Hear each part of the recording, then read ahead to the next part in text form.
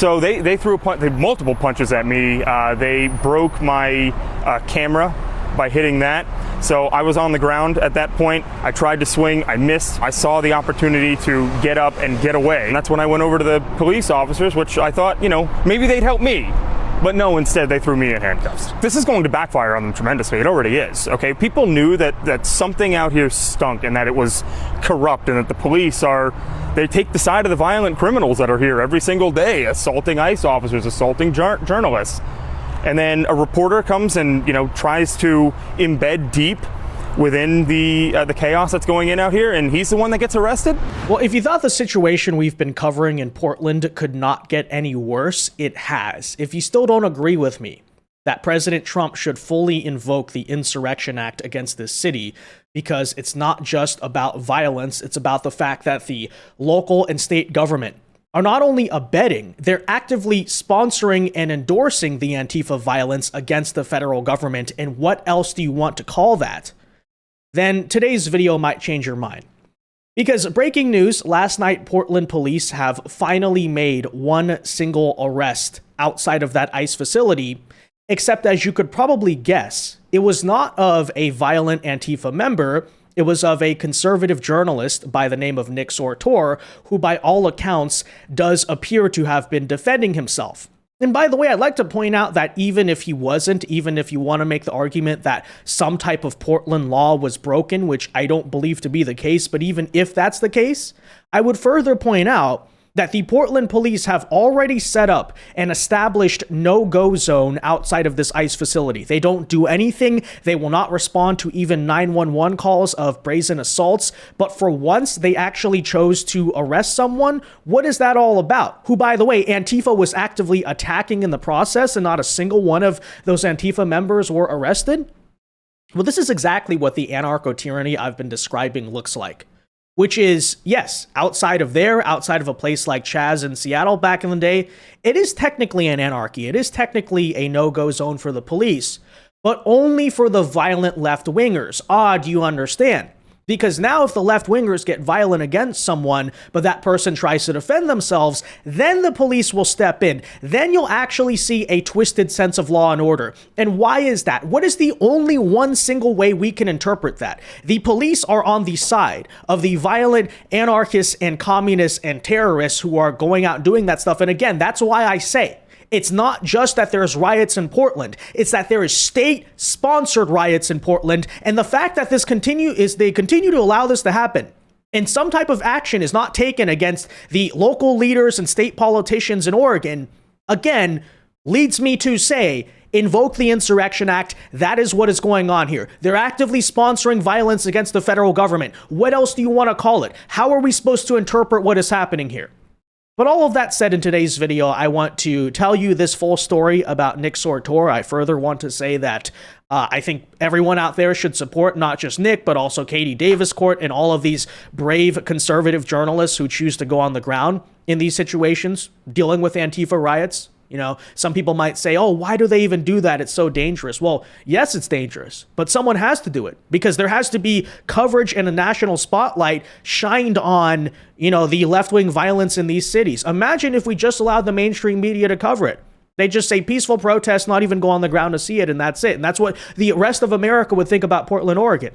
So I very much thank these brave patriots, and in today's video, we'll tell you his full story. So that said, guys, do us a favor. If you enjoy our content, make sure you hit that like button down below. Subscribe to the channel if you are new. That's the best way to support our work and ensure that we can keep bringing you these videos. And that said, I want to start today's video by once again, we've done this before, but proving to you that this is a selective enforcement of justice, if you even want to call it justice. Because again, just to reiterate and to make it clear to people, I'm not joking when I say it is stated in open Portland police policy that when it comes to all of these riots that keep happening outside of the ICE facility, it's a no-go zone. They won't enforce the law, but suddenly in this case, they chose to do so apparently. So before we even show you what happened, let us first establish again, Portland police do not enforce the law here except in one rare case, and I wonder what that is. Okay. Residents live in apartments just feet away.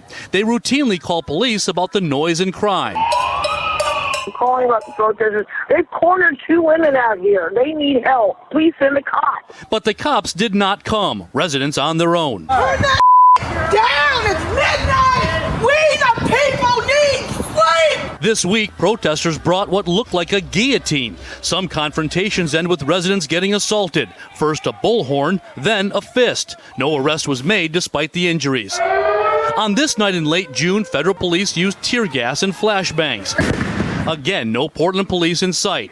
It came out later in court that one officer told another, if it were not ICE, we could assist directly. Julie Parrish sued the city to force police to enforce local laws. This is a full-on abdication of police duty in a 4-block radius that impacts some of the most vulnerable Oregonians that we have. Now they've said, meh, we're just going to let violent rioters do this for 80 straight nights, and we don't care. Portland's elected leaders ignored our request for comment about what some are calling the city's death spiral. As for those nightly protests, police admitted to us that they have not made a single arrest out there since June 18th. Aisha? Wow, those numbers are startling. Dan Springer, thank you. Again, if it were not ICE, we could assist directly. I'm going to add to that. If it were not ICE and it were not Antifa, Portland police could assist directly. Because we've pointed this out before, but the pretense Portland police have been using to not respond to anything happening at this ICE facility is the sanctuary city law. They say, oh, we cannot assist or help the federal government. But as you're seeing, it's not just about the ICE facility or the federal government. It's about the fact that the local residents who are living right outside of the place where your voters night after night cause a bunch of violent chaos are getting beaten, they're getting assaulted, there's city property being damaged in the process and all this stuff. And of course, what have Portland police done? They've set up a no-go zone. They won't even respond to 911 calls. They're just not simply enforcing the law at all whatsoever. But you may be under the perception that means it's an anarchy zone, but it's not. Again, it's only an anarchy zone for the leftists. They're allowed to do whatever they want. But if you're a conservative, again, acting in a case of self-defense, oh, now that's assault. Now that's disorderly conduct. Now in that case, they're going to go and make an arrest, right? This is what we're dealing with. And again, that's why I say, you don't believe Portland police? You think it's unfair to say they're actively sponsoring and endorsing the Antifa rioters? Explain to me why Portland police policy is explicitly designed to protect them. Explain to me why they're essentially allowed to act like law enforcement, right? They're allowed to just go and enforce whatever rules they want, beat people who they feel are not complying with them, because they're acting as one and the same. Right? As I so often say, there is actually no separation between Antifa and the Democrat Party, besides an artificial one that they put up for optics. In reality, the Democrats excuse Antifa. Antifa kind of excuses the Democrats because the Democrats understand Antifa is just their paramilitary arm, right? They're these violent radicals that don't have to directly be associated with the DNC, for instance, but ultimately serving their goals in the process. That said, I want to now shift gears to tell you about what happened to Nick Sortor. Understanding, again, we've been dealing for several months now where Portland police don't do anything except arrest this guy right here. So that said, let us actually look at this video, which apparently from last night shows Nick being surrounded by these people, so you can understand. Right? With the flag. So that's Nick in the gray sweatshirt, I believe. So they just hit him with the flag. Okay, so keep in mind, he's already been assaulted. The assaulter has not been arrested, right? They're pushing him here. Okay, so apparently it looks like he kind of like threw a punch and missed at this person, but you know, they're surrounding him, they're swarming him.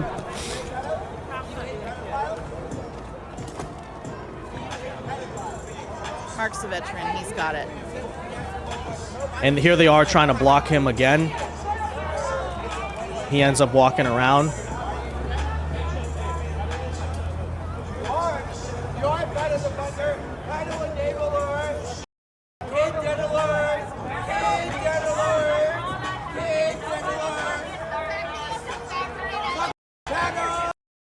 And again, yes, that's correct. This is the incident that resulted in Nick getting arrested. Not the guy who he was fighting with. That's not an arrest. Not the guy who freaking bashed him with the flagpole. That's not an arrest. Same story in the case of Katie Davis Court just last night that we covered, by the way. No. Again, this is the only example in which you will remotely see a law applied, even if he does appear to have clearly been acting in self-defense. So here's now the story ever since. So Portland police, according to Katie Davis Court, just arrested Nick Sortor outside the ICE facility in Portland, unclear why. Portland police not only handcuffed him just to figure out the situation, you know, maybe you want to make that defense. Oh, it's temporary, they were confused.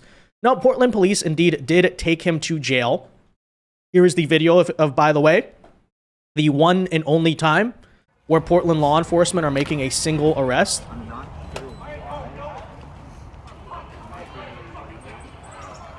Yeah. And apparently, Nick Sortor was booked into Multnomah County Jail on disorderly conduct charges. So I first of all asked the question, where was the disorderly conduct? Okay?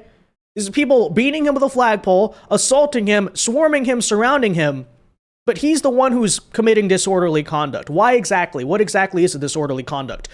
Being an actual journalist, practicing the First Amendment in a sincere way, right? Not in a, oh, let's burn down stuff and claim that's our First Amendment right. No, actually like, hey, let's cover a protest. Let's actually like spread the truth out there.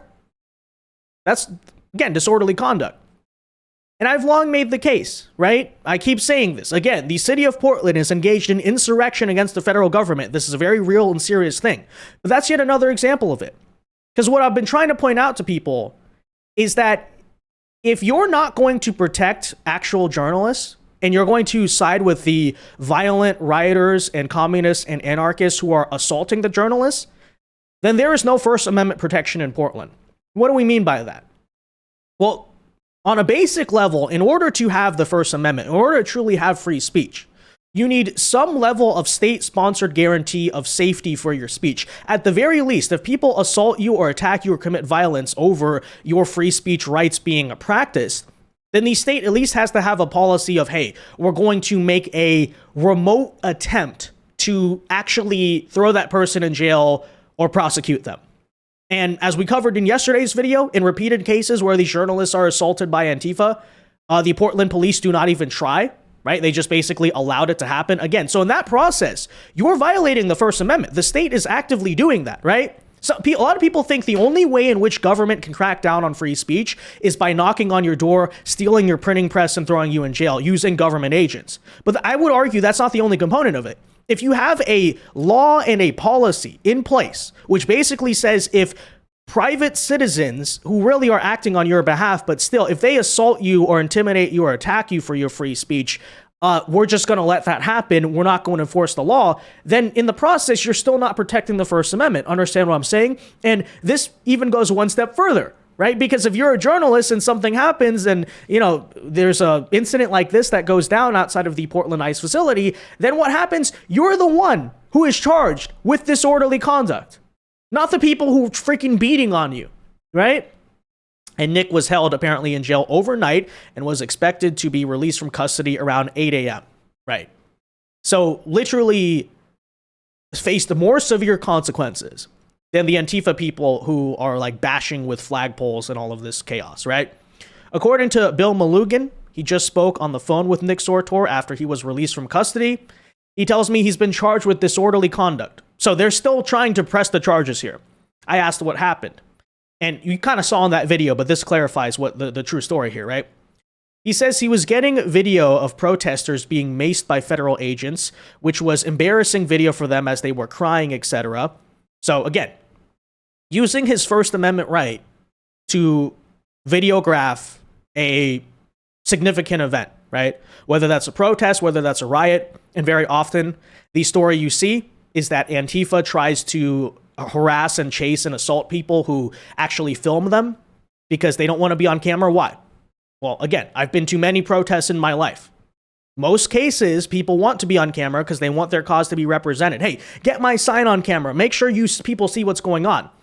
But in the case of Antifa, contrary to Democrat politician talking points, we're clearly not talking about peaceful protesters. These people are violent criminals. They are domestic terrorists, right? And that is exactly why they don't want to be filmed, because they know what they're doing is illegal, right? But anyways, that said, Another case of, again, journalists getting swarmed. The police do not protect the journalists. So again, they're not protecting the First Amendment, because if they willingly allow the journalists to be attacked, not a protection, right?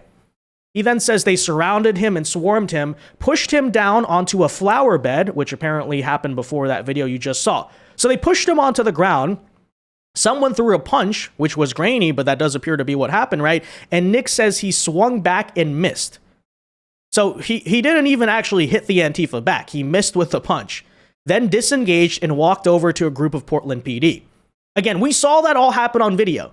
Okay, he was not trying to fight the Antifa. He disengaged, saw it happen, walked up to the Portland police to explain what was going on and try to, ensure his safety, even the safety of those Antifa lunatics. And what do Portland police respond with? Arresting him. Arresting him. That is right. He says he was shocked to be arrested by them, and he sat in the back of a police cruiser while officers figured out what to charge him with. Oh. So let's invent the crime. And again, you still don't want to believe that it's not just, Portland is that crazy city with the Antifa rioters. No, Portland is that crazy city with a paramilitary force acting on behalf of the local government, elected government of Portland, who are in conjunction with protecting left-wing violence, imposing their tyranny through Antifa, for instance, and actively throwing fake charges at anyone who tries to document it to the rest of the country or even remotely tries to defend themselves from the violent terrorists, right? That is what is going on here. That is why I again say that I don't think the Insurrection Act, for instance, is too extreme or the word insurrection is inappropriate here. No, this is a local government and ultimately a state government as well. That is an open rebellion against the laws of this country, against the federal government. Again, they are sponsoring violence against the federal government. What are we supposed to call that in the context of American history? You tell me. You tell me. I also asked about the female protester who was also arrested with him. He said he talked to her in the jail and she didn't seem like she was the one who assaulted him. So it appears they didn't even get the right person. Yeah, typical. So here they are. They arrested someone who allegedly, it appears, didn't do anything on top of that. They didn't even arrest the real suspect. Okay. Well, all of that said, as a result of what you just saw, in a major case of what you could call, yes, FAFO, the federal government is stepping in and getting involved. DOJ, Pam Bondi, all of those characters are now claiming they're going to look into this. I'm going to have benefit of the doubt, but I just want, because I understand that there's a process, I'm just going to say something needs to come out of this, right? The end conclusion of this cannot just be another failed investigation, right? This is obviously serious. We have the receipts of what happened here. It's not exactly that disputable or unclear, but this is the news this morning. Assistant Attorney General Harmeet Dhillon is investigating the Portland police over their arrest of the independent journalist Nick Sortor, rather than focusing, yes, on the Antifa who attacked him. Nick Sortor has revealed that Attorney General Pam Bondi ordered this and personally spoke to him as well. Resources are being surged to Portland by DHS as we speak. The Trump administration is now standing up for independent journalism, which is, of course, very, very important. And look, the case should be a slam dunk. To be completely honest with you, if the DOJ can't get something out of this, then that's a serious systemic problem. Because it's all on video. It's all there. By the way, it stated Portland police policy, right? Go watch our video last night if you believe this one thing was an isolated case. No, just like earlier this week, Katie Davis Court, the other conservative journalist on the ground there, was beaten in the eye with a flagpole. She's left with a black eye. She goes up to the Portland police officer and is like, hey, that's the person. Portland police, just let that person go. All right, so I have this assault suspect. I have the police guy following, so we're gonna see if anything happens.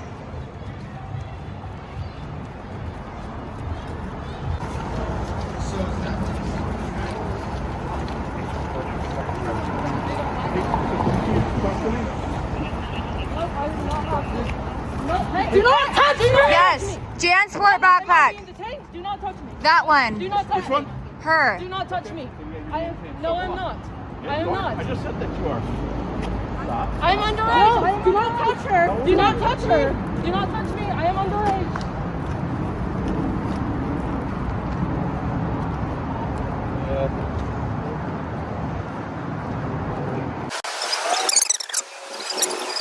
Right? This is exactly what is going on. And frankly, nothing short of charges against the local leaders of Portland and the state of Oregon, in my eyes, would be acceptable. I don't know if you got to use RICO or whatever. But again, we are witnessing state-sponsored violence, not just like random acts of political violence, state-sponsored violence. Okay? Just yesterday as well, I encourage you to go watch this prequel video to this. Okay, go ahead, do it, because the context is necessary to understand just how deep this thing goes.